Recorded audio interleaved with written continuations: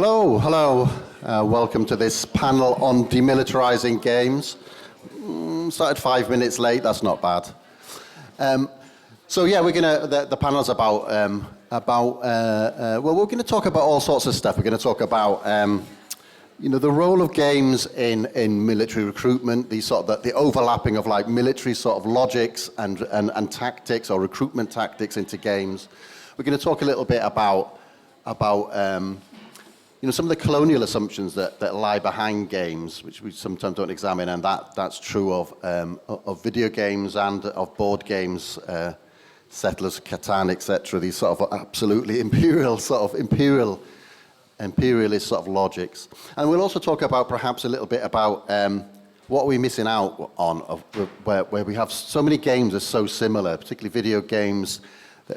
We were just talking, me and Jonathan, earlier about how it's a little bit like movies at the moment, where there's sort of like exploiting IP tends to be the thing that gets funded, etc.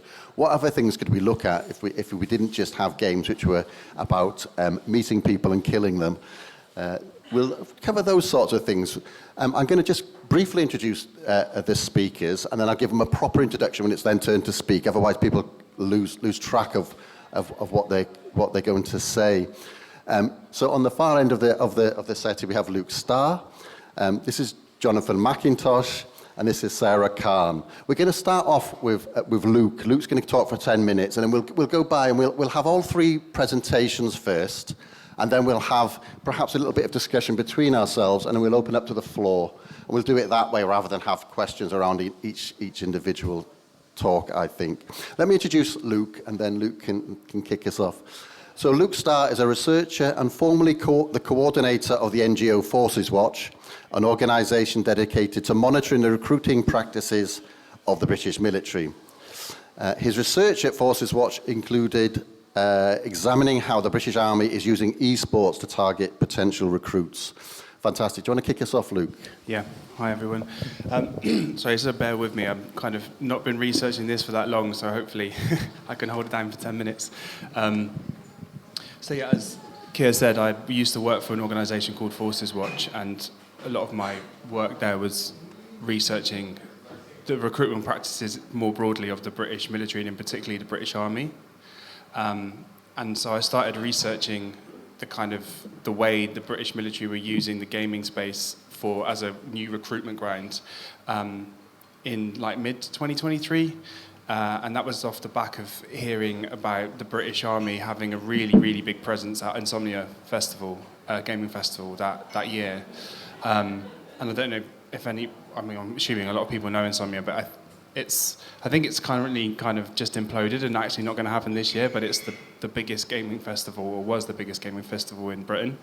And so the British Army in particular had an esports team competing in competitions there, but then they also had by far the largest exhibition in the exhibition hall, and that included things like tanks, this thing called a battle bus, which was like a double-decker bus painted green, which had like different like games like World of Tanks, I think, so you can go and play World Tanks, and also had like like Nerf guns, soft shoot kind of stuff going on. It was like a really, really big thing.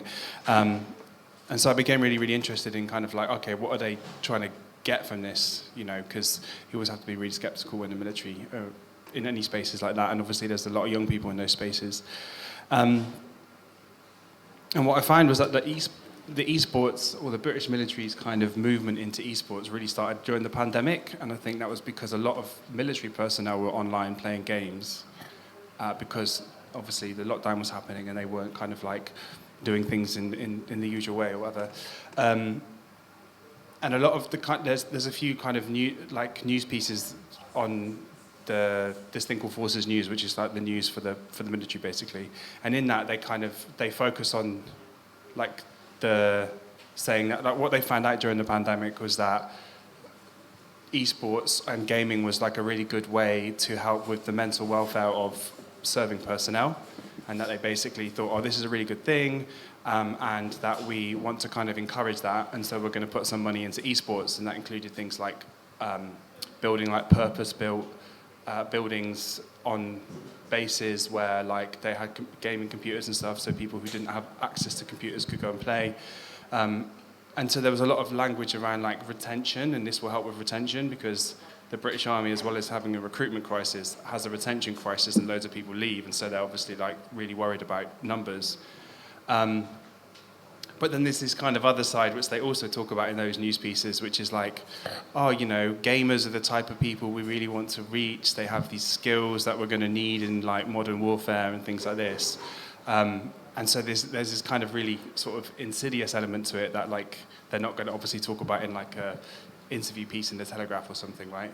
But I think what's really important is when we think about the army targeting gamers, the army aren't targeting like me or you or any of you, you guys. The army is basically targeting people who game who are 16, 17, and 18 years old, potentially even 14 and 15 years old, getting them their mindset ready for the army, right?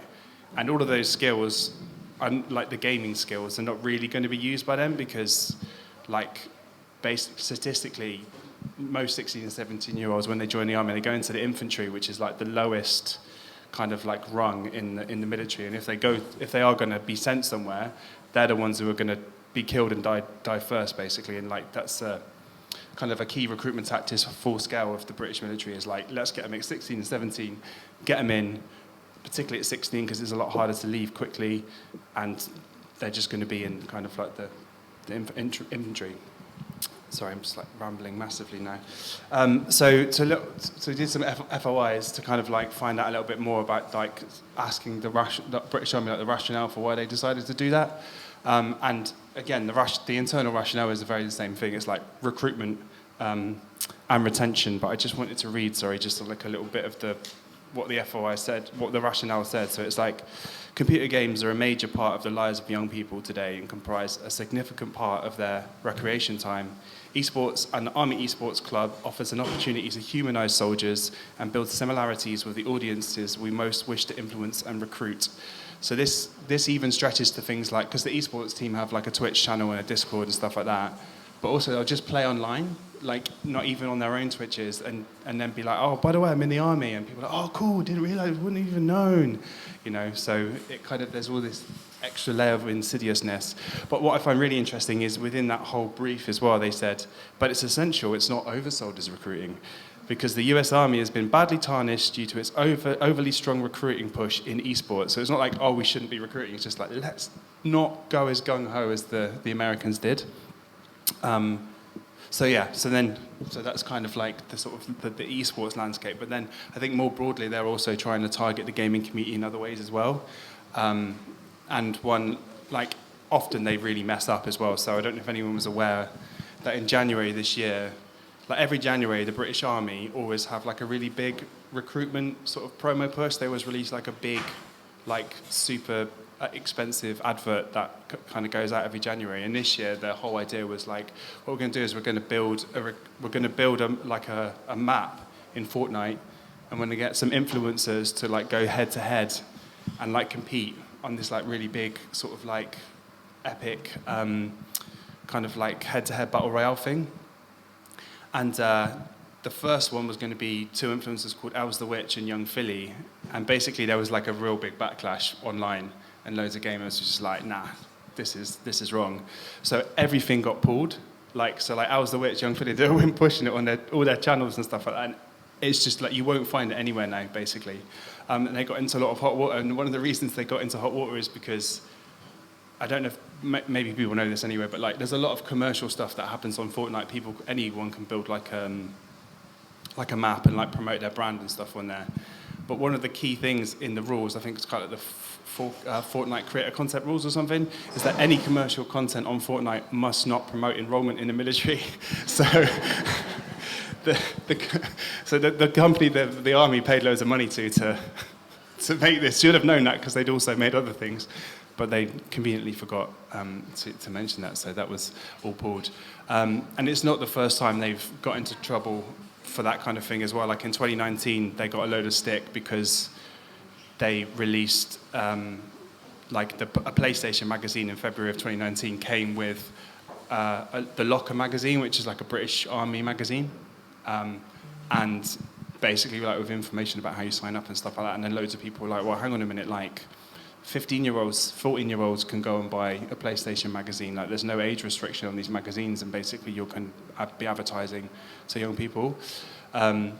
So they've got into into a lot of hot water over a lot of stuff.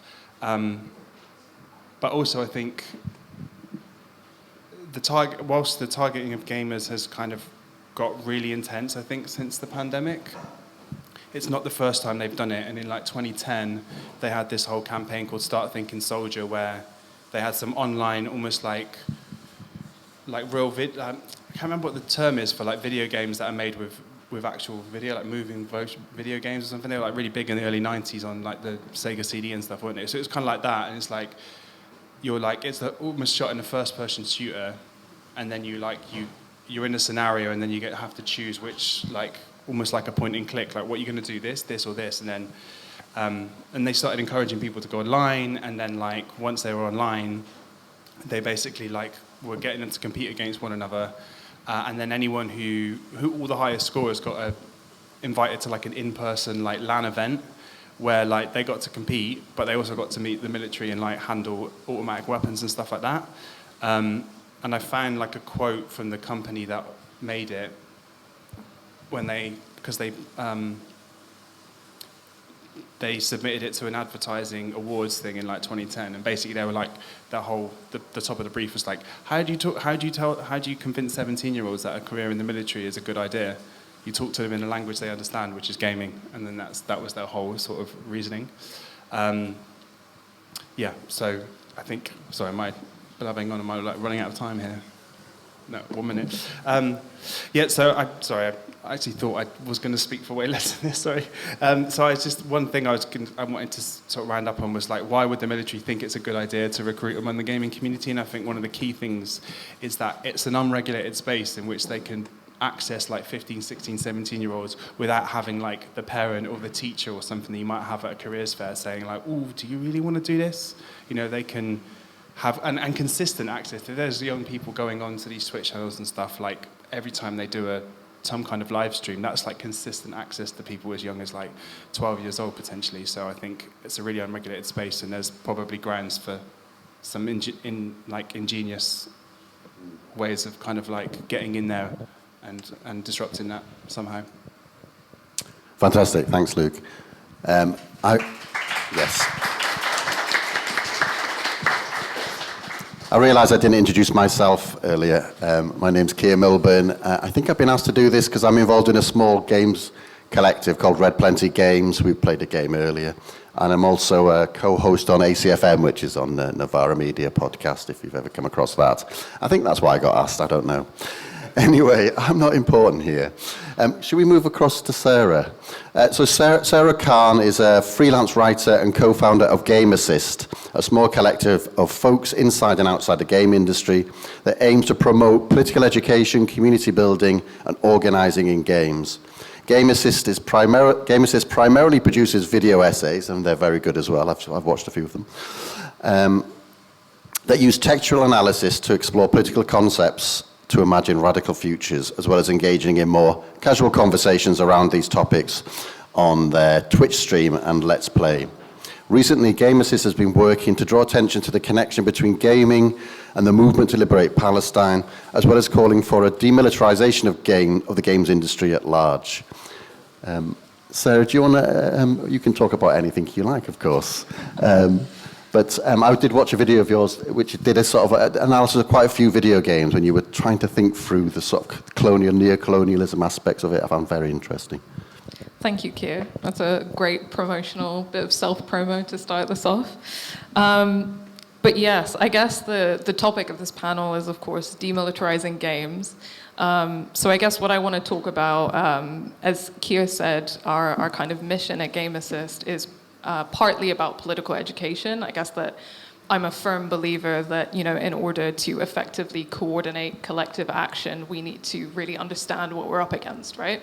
So what Luke spoke about was really, really important and really informative in terms of kind of the British Army's current recruitment efforts in video games, right?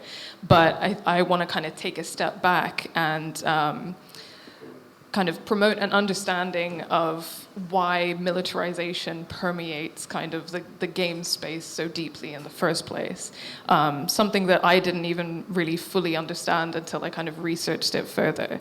I mean, I guess a kind of like personal anecdote that frames why I became interested in this kind of thing in the first place, which I talked about in the video that Keir mentioned, and I talk about a lot, is, you know, I'm Muslim and I have an Arab background.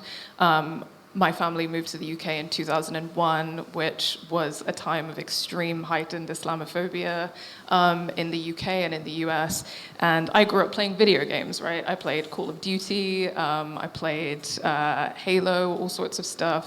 And I remember the first time that I played Call of Duty Modern Warfare, very viscerally, because I was only around 10 years old at that time, but I think that there's a part of you that can, even if you don't have these kind of broader political understandings, you kind of are watching yourself, or I guess like in my case, you know, my brother or my father or my cousin or my uncle being like dehumanized and caricatured within these texts, right? So there's kind of like an emotional resonance for me that brought me to this topic, something that potentially people who don't have that kind of background or lived experience might not think about. But if we do kind of go back on kind of a historical level or a theoretical level, then games, broadly speaking, of course, have a wide and rich history that's perhaps even thousands of years old if we're thinking about card games or board games. But when we're looking at digital games in particular, the history of the medium is intrinsically tied to militarization. So, I mean, even if we're thinking about computer technology, this was developed during World War II in response to wartime. And then when we look at kind of the creation of the first video games on computer technology or the development of console technology, this happened within the context of university research labs that were funded by the US Department of Defense precisely because they wanted to develop more advanced, more far-reaching technologies of control and imperialism, right? So this was during the Cold War era. And then in the 1980s, we kind of see the development of games which dually serve as kind of civilian games for fun, but also military training simulators. So the first Doom game, for example, has both kind of a civilian commercial usage and a military training usage. And this is now something which is very, very commonplace. When I talk about kind of developing technologies of control as well, and how this is something that we just can't separate from the development of video games as a whole, what does this look like today? There are a lot of examples. One like very visceral one is if you've ever played Spec Ops: The Line, which I'm going to talk about in a little bit. Probably one of the most famous like anti-war games there is, right? There's this famous, sorry, spoiler if you haven't played it, but there's this very famous scene in Spec Ops which is kind of riffing off of the first Call of Duty Modern Warfare, where you essentially open up a computer and you employ some white phosphorus bombs using this kind of computer software, essentially, right? And it's really interesting because it's drawing attention to kind of the depersonalization of this technology, because you're looking at a computer screen, all you can see is these little white dots, right? You don't see human beings. But what you're doing as you play your little computer game is you are killing people. And then Spec Ops immediately takes you to this kind of violent, visceral, horrific scene where you see like the burnt corpses of the people that you've killed by playing your little video game, and it's kind of drawing attention to those links in that sense. And of course, militarization is partly about the power to commit such massacres, right? But it's also about control and surveillance.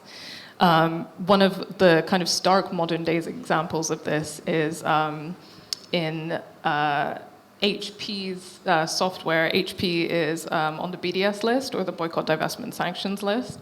And the reason for this is because HP software is used by the Israeli army and the Israeli Immigration Service in order to surveil and kind of execute their apartheid regime, right? So their apartheid regime, which kind of functions on identifying racialized people and segregating them on this basis, assigning them different identification and then holding them up at checkpoints, etc., uses facial recognition and other kinds of technology in order to make that happen. So that's why HP is on the the boycott list, and of course HP is in many of our computers. Anyone who goes to a UK university may have noticed that for some reason university laptops are almost exclusively HP, so there's certainly something to interrogate there, right? And the incredible, powerful student encampments that have risen up in the US and now in the UK and across Europe have been drawing attention to these kinds of links, so there's definitely one there to interrogate. And I guess that there's a two-pronged approach of looking at the militarization of games. One of them, which I'm kind of heavily talking about now and historicizing now, is the material links. So the technology in our kind of gaming computers, hardware and software, is being deployed right now in Palestine, and in order to massacre people and to control people. But there's also, of course, the ideological aspect, which I alluded to when I was talking about kind of my lived experience of seeing people who looked like my own family being like systematically dehumanized in these games. And so I think that Spec Ops: The Line, which I mentioned earlier, is an example that that helps us kind of explore some of these colonial underpinnings and attempts to unsettle those colonial underpinnings. But what do I mean by that? Spec Ops: The Line, for people who haven't played it, is, for the first part of the game, it kind of plays like a Call of Duty, like standard military shooter, although it has a third-person perspective rather than a first-person perspective. But it feels like a Call of Duty campaign, right? And then it takes you through some twists and turns that essentially upend the genre. There's some really fascinating research that was done into kind of the effect that Spec Ops: The Line had on audiences. These audiences were generally white, mostly male, but not exclusively male audiences, who found themselves beginning to play Spec Ops: The Line because it looked like another Call of Duty game, right? So they were just going to have a fun time playing a video game very much like one that they'd played before.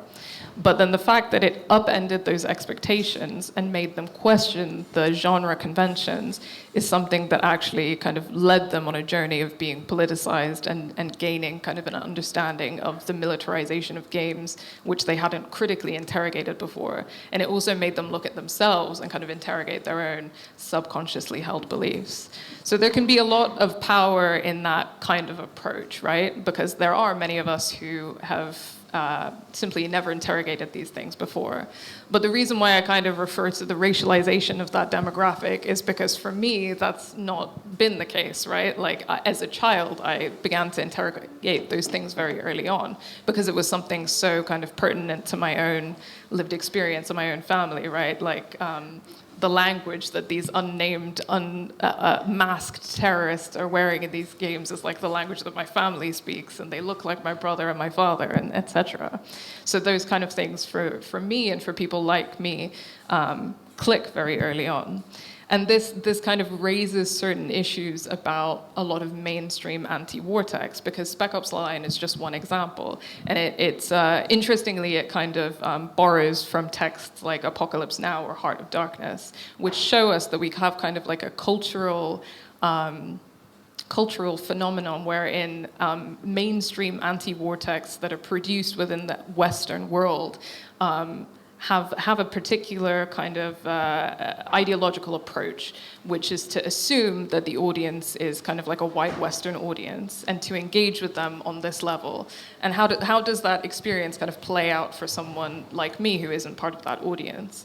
In a game like Spec Ops: The Line, even though it does really incredible, important work, and again, it can kind of reframe the genre for you and help you to ask questions you might not have asked before, the kind of racialized people within that game and the setting of that game, which very interestingly is Dubai, but I don't have time to get into why that's interesting now, are simply backdrops, right? Like there's no meaningful way in which like I see myself humanized in that game.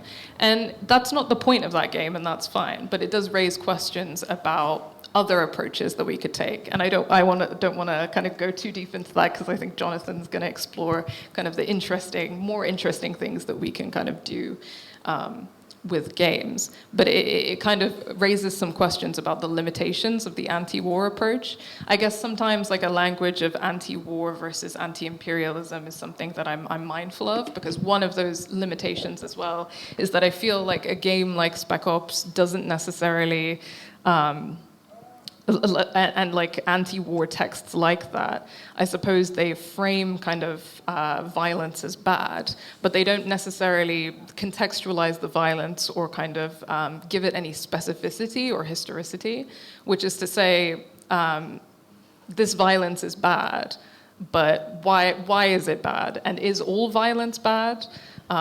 So a conversation about kind of like the ethics of violent resistance couldn't be had like within a game like Spec Ops, right? Because I think that at the end of it, you are left with questions, but you're not necessarily left with answers, which again is maybe fine. Maybe other games can do that.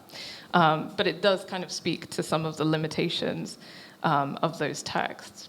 On the flip side, I think that a lot of games, there are a lot of other games that we can look at that are doing really interesting things, and some of them are here today, so if you haven't checked them out, I would definitely recommend. I don't think you're running another session, are you, Keir? But I played Keir's game this morning, and it was fantastic, and I think that that was a great example, partly because, so the kind of broad premise of the game was that you work in a team to kind of and you have 4 rounds, and you have to respond to certain arising political situations, which encouraged you to think through political problems, but also practice like thinking collectively about how to respond to political problems. And then also like everyone in the group had kind of different backgrounds and perspectives that we had to work through and synthesize in order to do that. And one of my friends, who is a Palestinian, is developing a game with kind of a similar concept that's specifically focused around Palestinian liberation. So her and her friend are developing this game, which you can look it up because they've spoken about it online, called Countless Palestinian Futures. And this is a cooperative game which brings people together to think through kind of the problems that are facing Palestinians. 1 state or 2 state? What do we do with all of the settlers? What do we do with all of the checkpoints?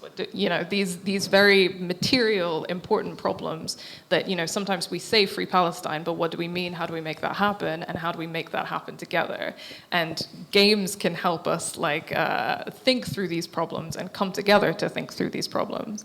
Another one, which is a video game, which I think is upstairs, is Umurangi Generation, which specifically looks at indigenous resistance and kind of the people of Tarangi Aotearoa or New Zealand, and the kind of experiences that they have as indigenous people, and what those specific experiences are, but also how we respond to them and how we move forward within that.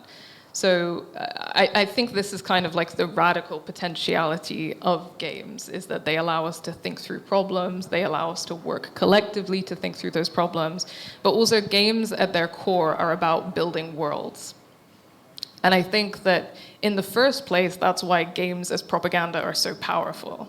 Because when you play a game like Call of Duty and you've never questioned kind of the genre conventions of a game like Call of Duty, because you're navigating a world and you are an actor within that world, there's kind of a feeling of inevitability to it. Like, this is the way that the world is, and there's no other way that the world could possibly be.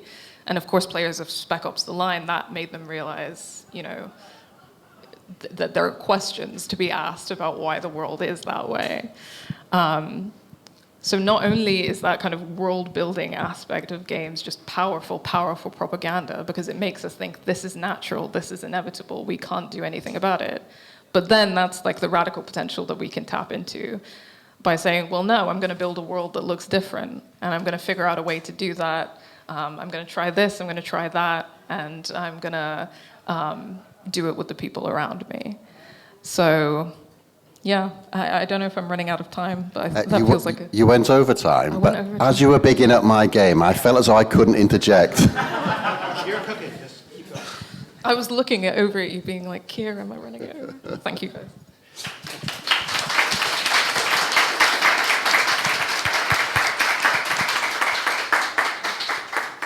Fantastic.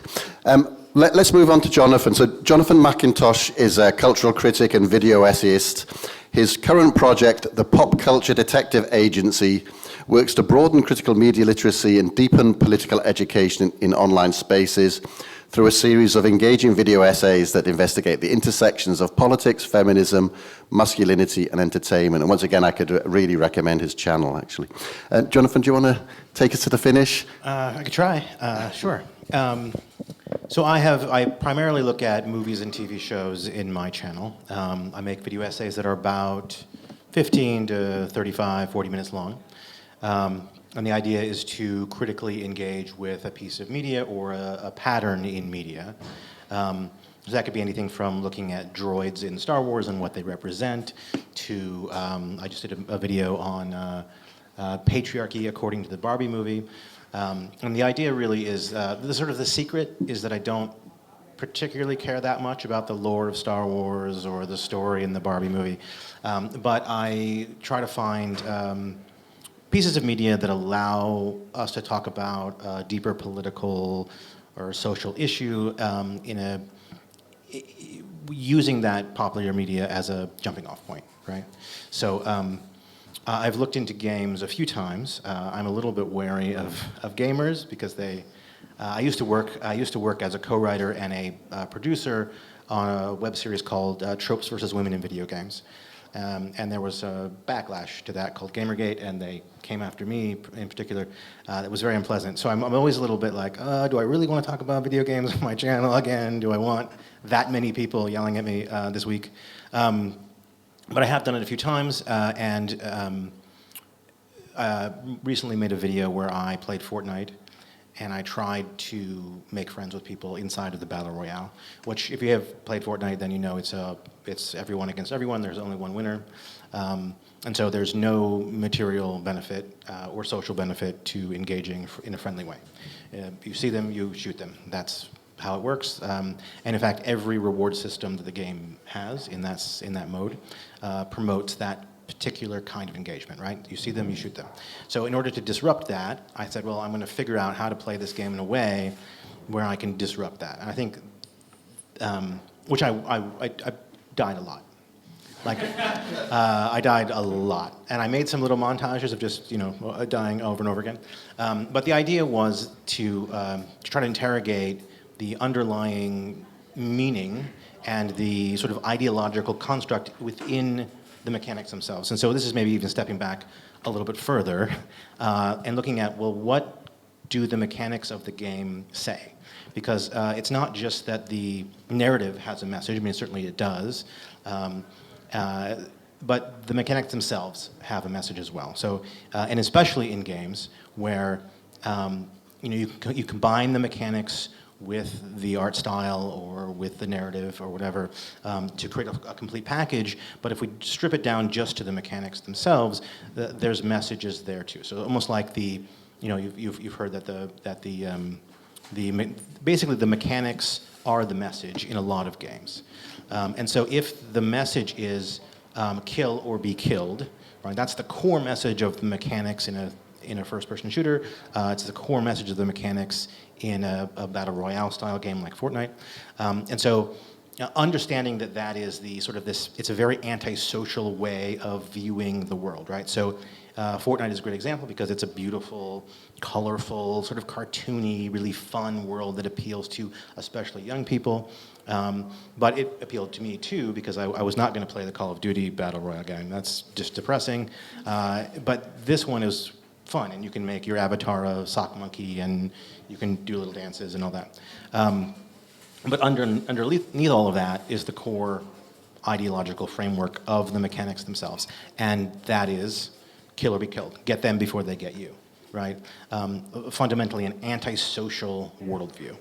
And so I thought, well, can I disrupt that worldview? Is it possible? I mean, it shouldn't be possible because there's absolutely nothing in the game that rewards you for being social in that space. Which is funny because the game is sort of promoted and advertised as a social gaming space, which at least in the main mode is absolutely not true. And you can kind of play with your friends in some of the other modes, but this is like a single player thing. That's the main, like that's where all the players are mostly. So I did that, and I played it, I don't know, thousands and thousands of times, and I was able to make some friends maybe a dozen times, and kind of like be, you know, you have to do something absurd. You have to be like, you have to really disrupt that and do something that people are not expecting, and then they'll kind of stop for a second and go, "Oh, what's happened? Why is this right?" And then you can kind of create. Sometimes you can create space. But it made me think, well, what if we instead designed a game that was, you know, instead of all of the reward structures and all of the win states and all of the mechanics being to sort of push you into an antisocial way of engaging, what if we instead designed a game that was the opposite?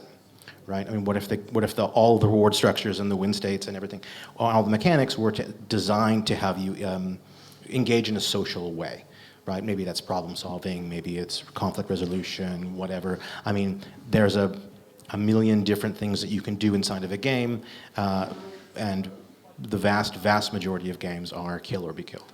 Now, whether that's another player or a player character or some fictional zombie or something,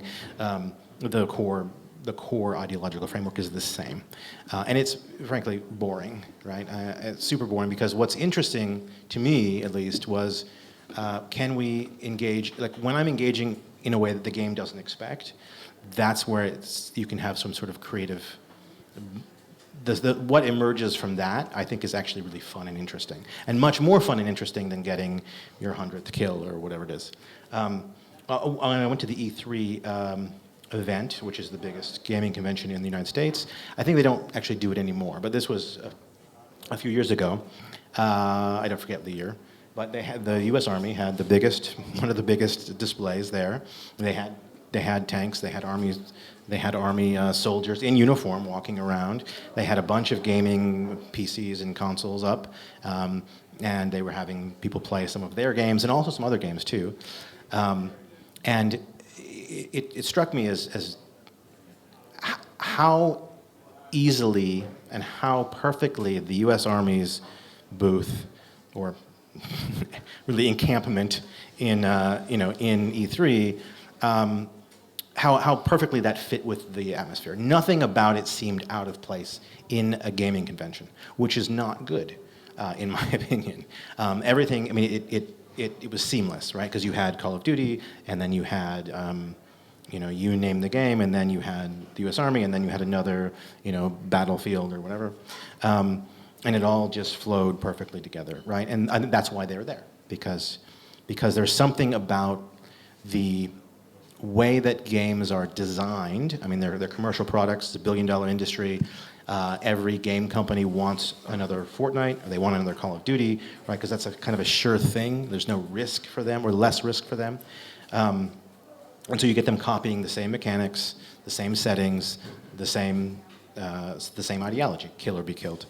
But you can imagine, I did an analysis of the games at E3 over a period of 3 years. And it was basically the same ratio, which is that there were 80% games, of all the games shown and produced, both indie games and mainstream titles, 80% were combat focused. About 10% were sports games, like racing games or baseball or football or something.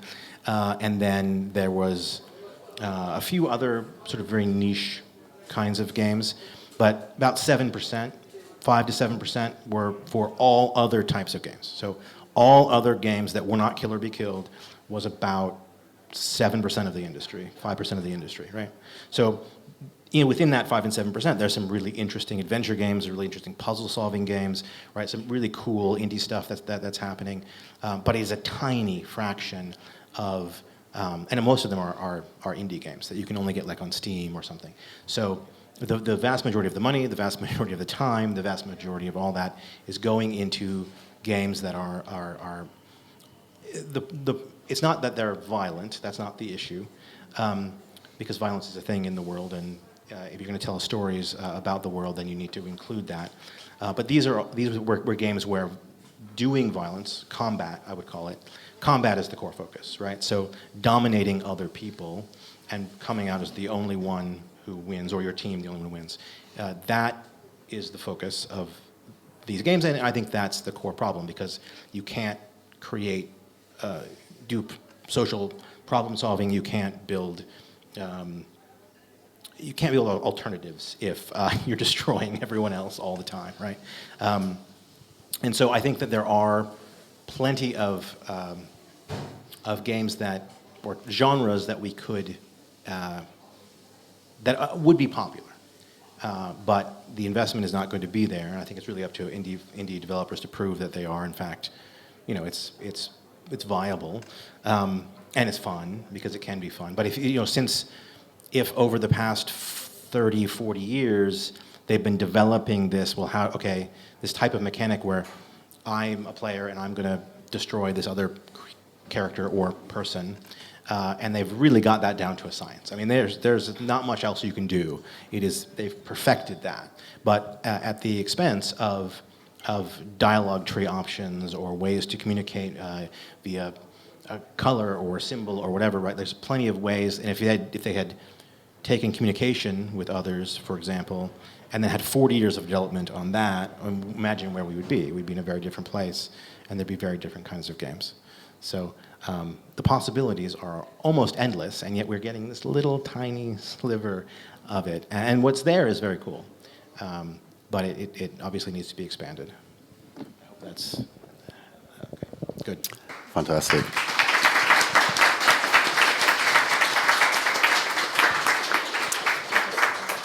Thanks, Jonathan. Well, I mean, one of the themes that came out, particularly with your two contributions, is that, like, when we think about games, it's not just like content or setting.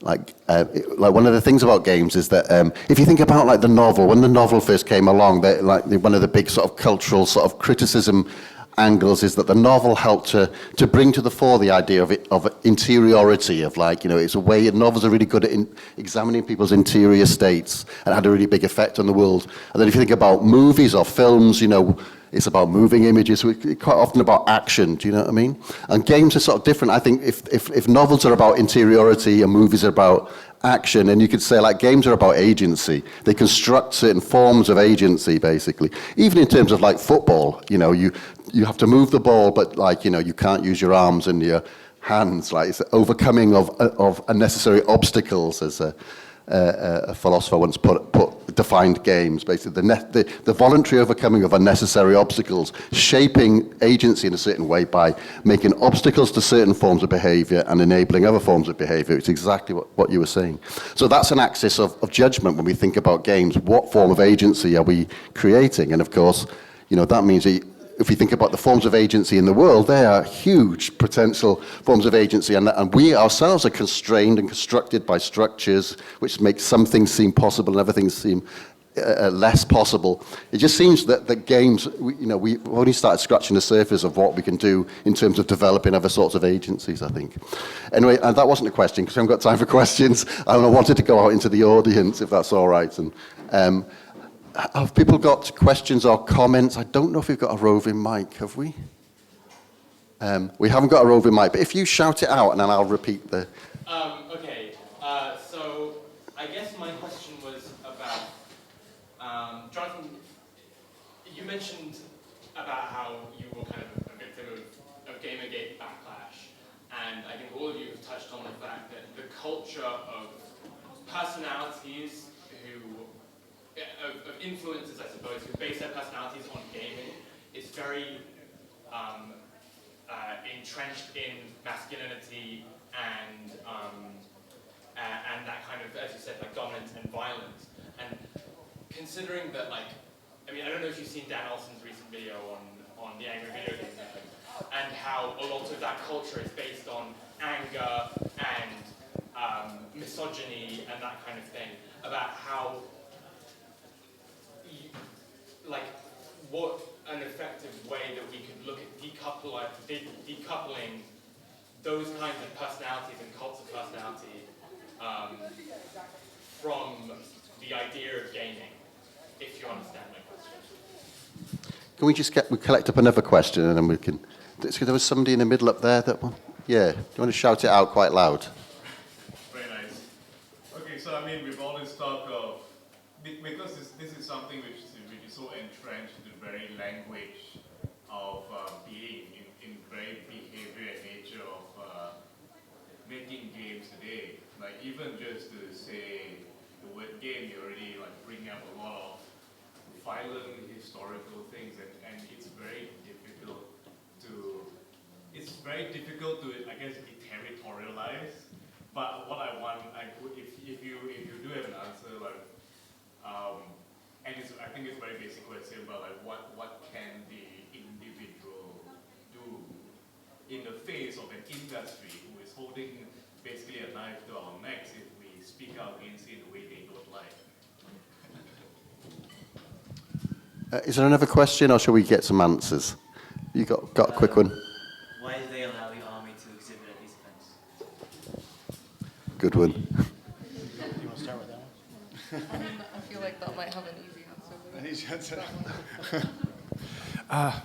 I don't know. I mean, it's really difficult to know, but I think also because they can probably like pay a lot of money for the exhibits, and also because like esports is in itself is becoming a really big thing now, isn't it? You know, like it's a really, really big industry, and I think it probably just gets a really big draw.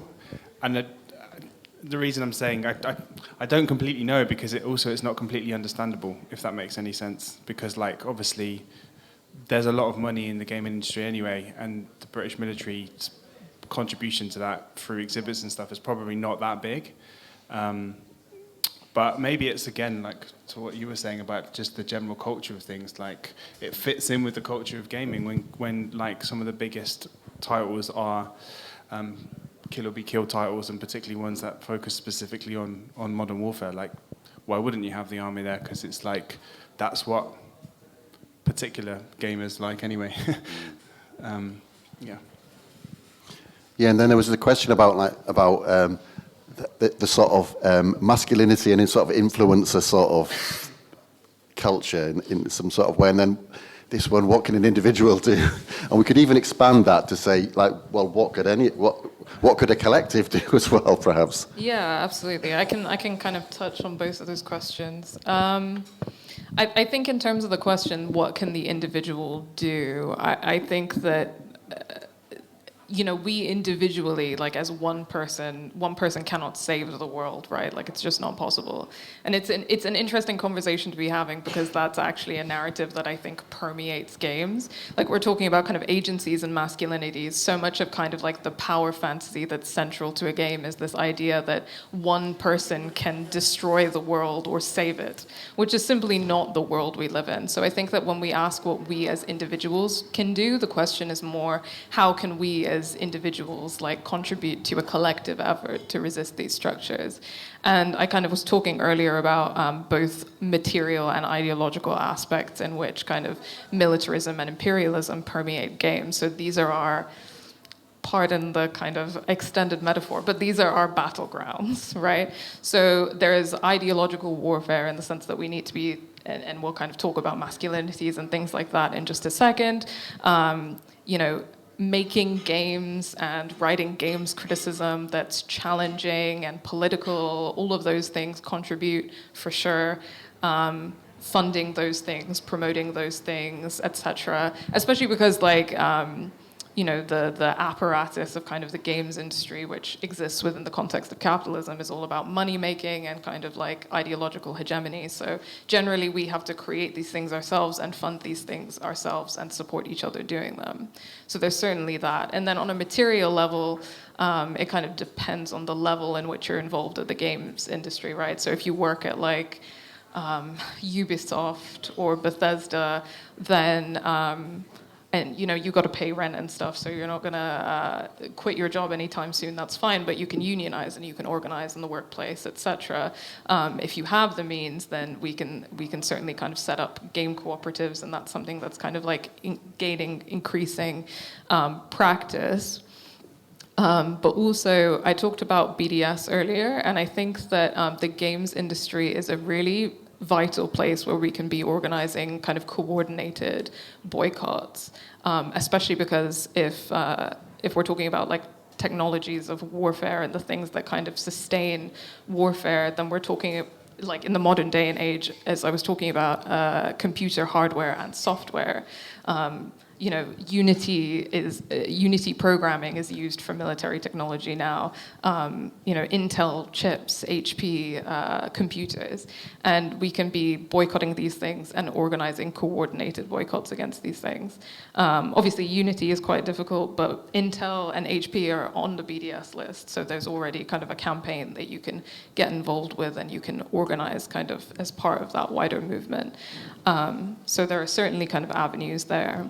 When it comes to the question about masculinities, I'm not sure if I have an easy answer because this is a culture that I've always been marginal to, but something that kind of comes to my mind when we have this conversation is, I guess, the question of kinds of masculinities and kinds of violence. And what I mean by that is that masculinity isn't necessarily bad. I think sometimes we talk about masculinity as though it is necessarily bad, but there are kinds of masculinities.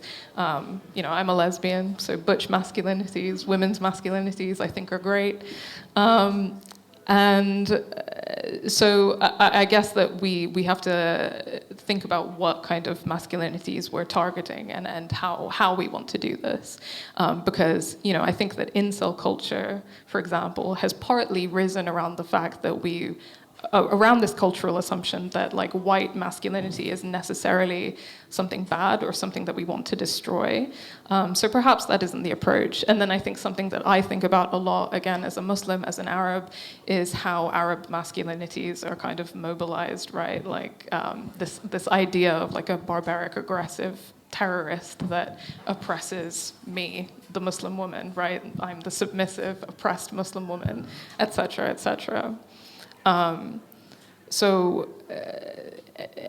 know, I mean, I don't have loads of time to talk about this, but I think that what Arab masculinities actually are very diverse and very multifaceted.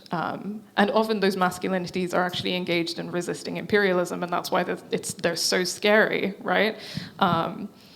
And that is linked to the question of like kinds of violence, because I mean, I absolutely agree with what Jonathan was saying about how different kinds of games are something that we need.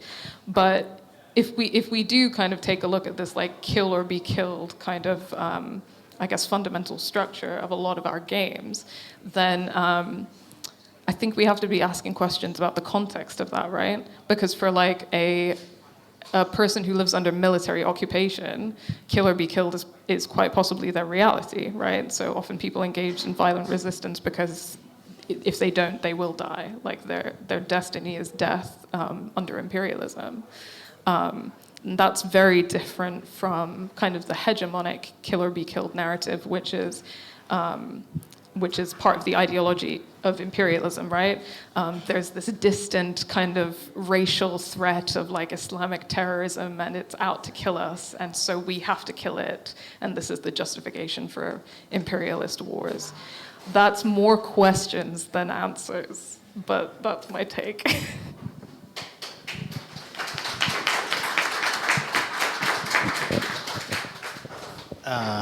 I mean, you said everything, so I think that's good. Yeah, so in terms of decoupling the gaming culture from the sort of angry gamer backlash, I think that was what you were saying. I think that the reason that the culture exists like that, I mean, not obviously gaming is diverse and there are many different subcultures. So you're talking about a very specific one that happens to be very loud and very kind of aggressive online, especially likes to send threats and harass people and so on. And it gets a lot of attention. It's a big group. I mean, it's not a very small group of people. I think that the reason that angry gamer stereotype exists is because it's a reflection of the games themselves.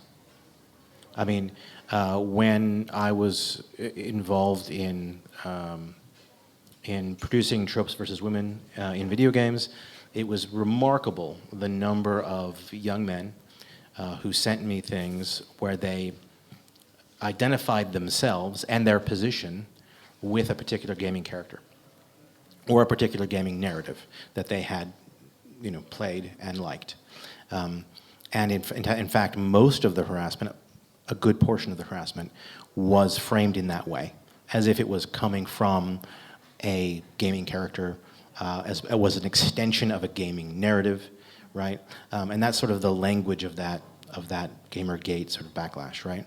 And so we can't say, and even though everyone who plays these games doesn't end up in that reactionary state, of course, but we do have to kind of look at the games themselves and say, well, what is it in these games, in the stories of these games, in the ideological assumptions of these games, in their perspectives, in their power fantasy, sort of very heavily power fantasy oriented narrative, that, like, why is that the thing that is that is being promoted so heavily, right? Well, it's being promoted so heavily because it's an easy way to sell games, and it's an easy way to make games, because it doesn't require an enormous amount of subtlety.